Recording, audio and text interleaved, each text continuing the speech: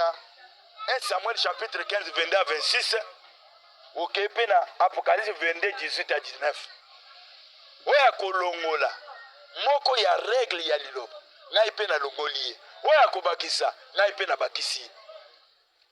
Bien aimé, toza na 97% ya ba religion, ba dénomination religieuse, ba pasteur, ba prophète, ba évangéliste na ba croyant, ba ndimeli Yesu, ba salelaka Yesu, ba tosaka Yesu, ba bondelaka Yesu, mais misala na bango nyonso basalaka efandi kati na lisumu pe na liwa. Pourquoi? Parce que source ya bondimi na bango premièrement epai na Nzambe elata ordre Yesu atia na bantoma te ndenge komami na Jean 17 20 à 26, 1 Jean 4 6, 1 Pierre 1 22 à 25, Apocalypse 14 6 à 7, 2 Jean 8 à 11 et Colossiens 1 21 à 23. Batu nyonso ebondimi na bango ezali contrôlé pe dirigé na Jésus-Christ évangile ya ba apôtre te ndenge komami na Colossiens 1 21 à 23 te. Ndeko na ngai yebe bien ke mangomba wana ba serviteur wana ba croyant wana ata bazana mbongo ebele na mokili babikaka kitoko baliaka kitoko bayebani partout mais yeba ke batu wana suka na bango soki basaleli ordre ya Colossiens 1er 21 à 23 te suka na bango porte ya lifelo ekofungama mpo na bango parce que po ba religion ba dénomination religieuse ba croyant, ba serviteur, prophète, pasteur, ezaloza prophète en Afrique, na Congo, ezaloza prophète en Amérique, ezaloza prophète en Europe, tous les serviteurs, oyo babotami bakuta évangile, poko ndima na bango, ezangisa bango pamele pa ina Nzambe, poko ndima na bango, epesa bango sainteté, bakoma bato bazali kobika na vérité esengeli bondimi na bango epai na Yesu ezala dirige pe contrôler na évangile moko etiama na se ya moi awa muté ya évangile na komona ye apôtre Paul.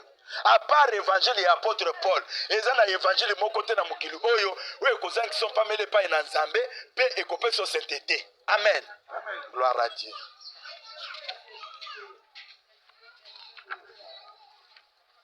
Bien aimé, toutes les religions, les dénominations religieuses, les serviteurs et les croyants qui manquent source de leur foi en Jésus, premièrement fondés sur l'ordre de Jésus et ses apôtres, dans Jean 17, 20 à 26, 1 Jean 4, 6, 1 Pierre 1, 22 à 25, Apocalypse 14, 6 à 7, 2 Jean 8 à 11, et Colossiens 1, 21 à 23, leur espérance pour entrer dans Jérusalem d'en haut sont déjà annulées.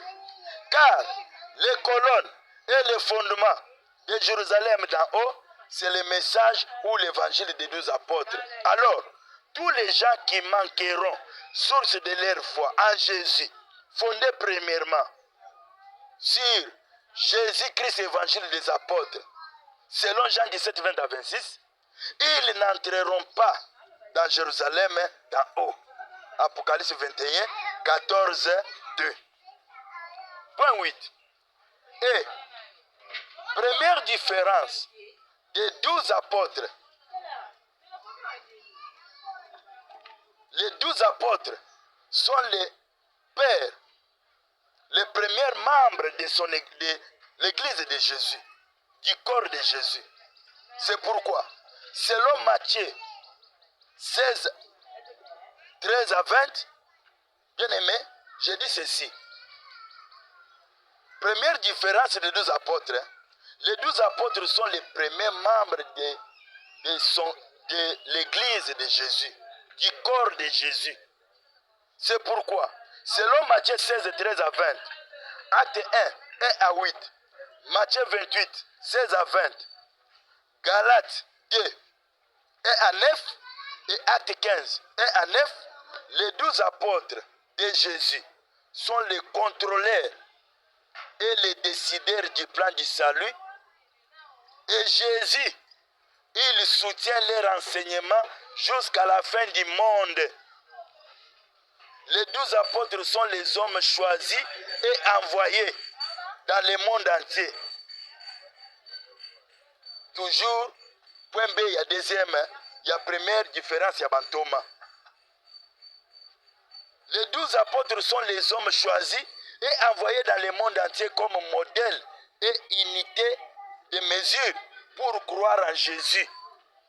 Matthieu 10, Matthieu 28, 16 à 20 et Actes des apôtres 1 à 8. Bien aimé, point 7 na point 8, nous révélons que batu nyonso bandimeli Yesu po bakota na Jérusalem dao esengeli kondima na bango elata bomoko na ordre ya Yesu na liloba ya bantoma. Parce que Jérusalem d'en haut makonzi etonga yango ezali message ya évangile ya bantoma.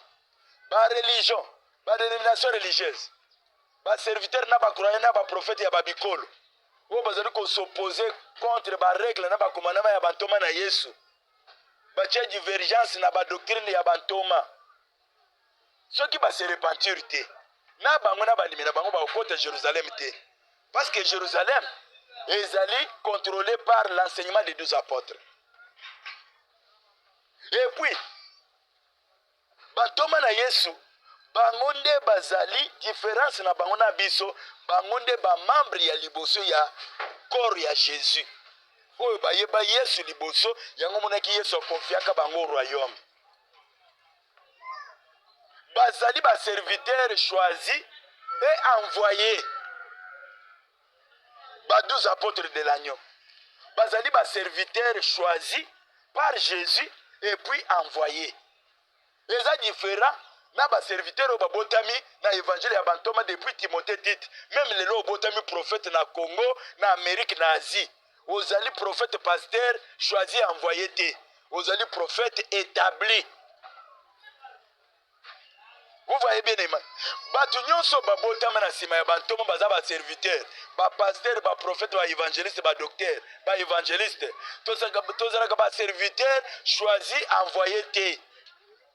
Tozalaka ba serviteur appelé pour croire en Jésus et puis établi dans les assemblées des saints pour servir Dieu avec le message de Père de la foi, les 12 apôtres de l'agneau.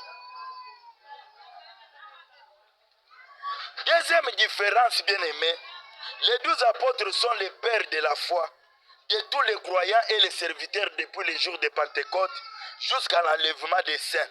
Même vous êtes prophète et même vous êtes un grand homme de Dieu dans le monde, reconnu et considéré. Mais au moment où nous parlons, bien aimés, les 12 apôtres, ce sont eux, les pères de la foi, de tous les serviteurs et les croyants de Jésus du monde entier, depuis Pentecôte, depuis Timothée, Tite, Apollos, jusqu'à l'enlèvement. Verset de mémoire.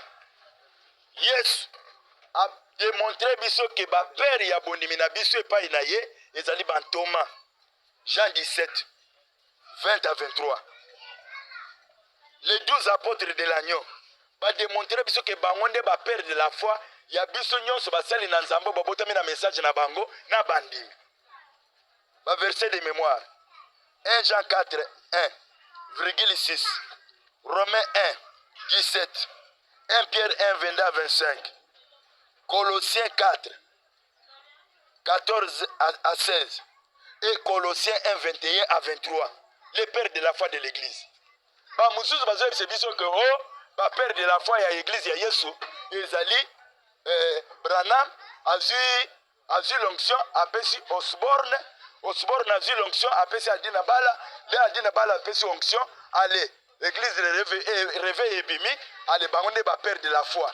Bien aimé, ceux qui Branham, Osborne, Adina Bala, baza ba père de la foi, ya ba ndimi ya Yesu, boye ba bien ke bino nyonso li fele ko yamba bino.